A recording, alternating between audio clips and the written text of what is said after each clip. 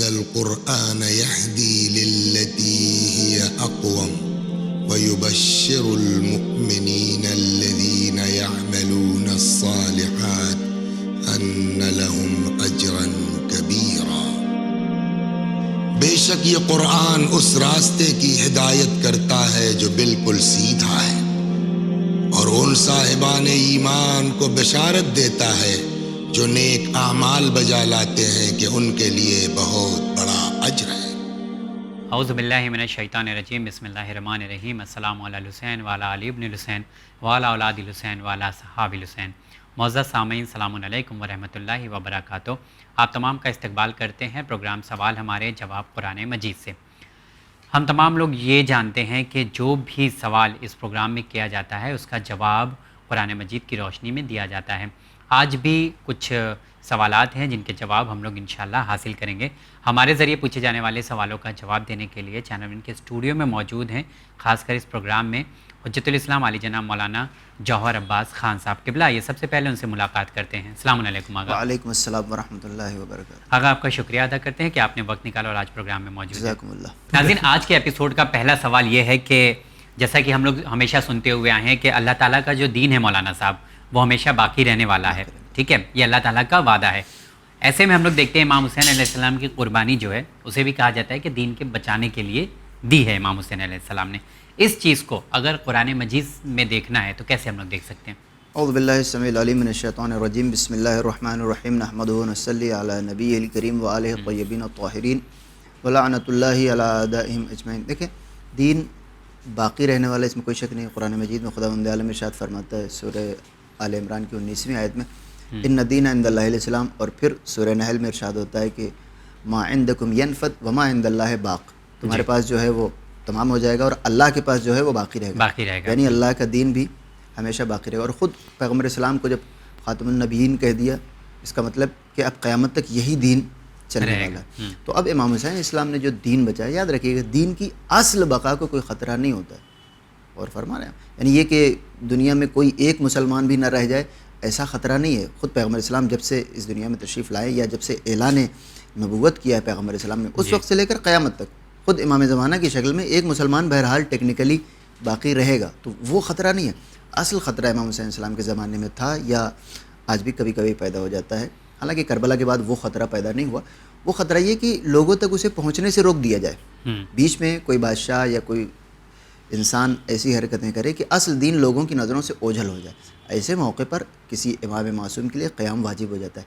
اسی وجہ سے امام حسین السلام نے قیام فرمایا، اور آج ہم قیام نہیں کر رہے ہیں جی، اور فرما رہے ہیں۔ حالانکہ ظلم آج کے زمانے میں آبادی زیادہ ہو گئی ہے، علاقہ زیادہ ہو گیا ہے، یزید سے زیادہ ظلم ہے۔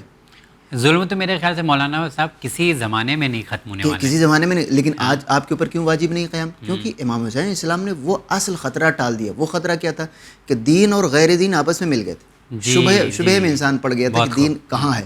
ایسا نہیں کہ دین نہیں تھا، دین تھا، لوگوں کو معلوم نہیں پڑ رہا تھا کہ دین کہاں ہے، ملاوٹی دین تھا۔ اس ملاوٹی دین کو شفاف کرنے کے لیے آج کے زمانے میں یزید جیسا کوئی کردار ہو، آپ بالکل ڈاؤٹ فل نہیں ہوں گے کہ اس کی طرف جانا ہے کہ نہیں جانا ہے، آپ کو سمجھ میں آ جاتا ہے۔ تو جب تک ذہن انسانی میں یہ سمجھ باقی ہے، دوبارہ اس طرح کا خطرہ دین پر نہیں آئے گا۔ لہٰذا امام حسین السلام نے جو دین بچایا، وہ اس دین کو دوسرے دین کے علاوہ والی چیزوں سے، یا مثلا بادشاہت سے یا سلطنت سے یا ظلم سے ملنے سے بچا لیا۔ اس کے علاوہ اگر آپ یہ کہنا چاہیں کہ امام حسین السلام کے دین کے بچانے کا مطلب یہ کہ دین مٹ رہا تھا، نہیں، دین کبھی نہیں مٹ رہا تھا اور نہ ہی انشاءاللہ کبھی مٹے گا۔ اوکے، تو مطلب یہ تھا کہ جو شعور عطا کیا ہے انسانیت کو امام حسین علیہ السلام کے قیام نے عطا کیا ہے، کہ جو مطلب آج صحیح بات ہے کہ اگر کوئی کچھ غلط بات بولتا ہے یا کچھ اس طرح کی بات کرتا ہے جس سے فساد پیدا ہو، تو انسان تھوڑا سا ہوشیار ہو جاتا ہے، کیا پتہ یہ کوئی ایسا انسان تو نہیں ہے جو ہمیں دین سے دور کر رہا ہے۔ اور اس کی بالکل واضح مثال میں عرض کر دوں کہ ائمہ طاہرین علیہ السلام کے حق کو ہم کہتے ہیں غصب کیا گیا۔ آپ خود فرمائیں، جو حق خداوند عالم نے دیا ہے اسے کوئی غصب کر سکتا ہے؟ نہیں۔ اسے مولا کائنات کی امامت ہے، اسے کوئی چھین سکتا ہے؟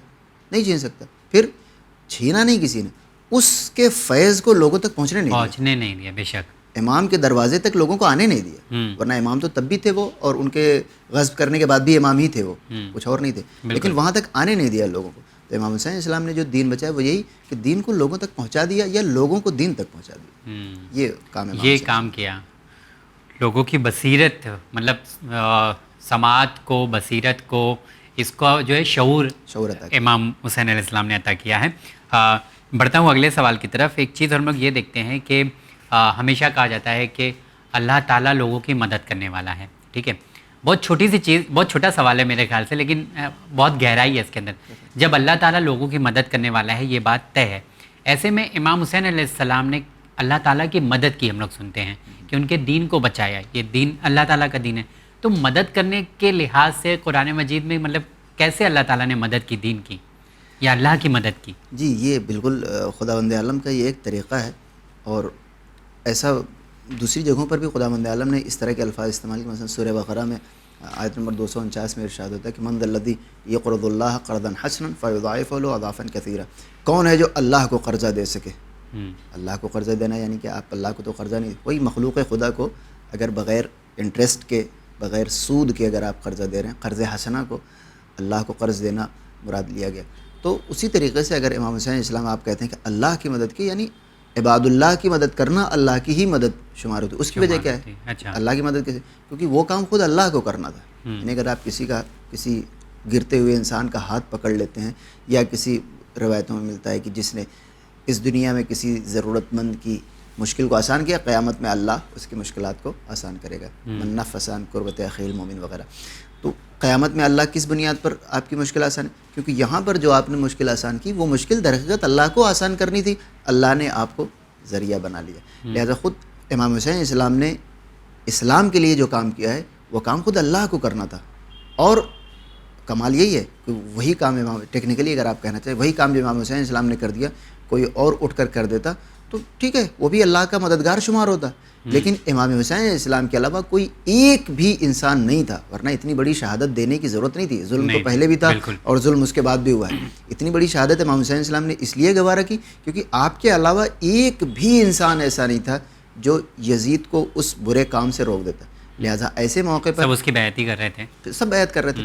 تو ایسے موقع پر اگر امام حسین اسلام کوئی کام کرتے ہیں کہ جو اللہ کے دین کو بچا لے، تو در حقیقت اللہ کا کام ہے جو امام حسین اسلام کے ذریعے اللہ نے لیا. اوکے، تو یہ ایسا اللہ کی مدد نہیں ہے، مطلب اللہ کے دین کی مدد ہے.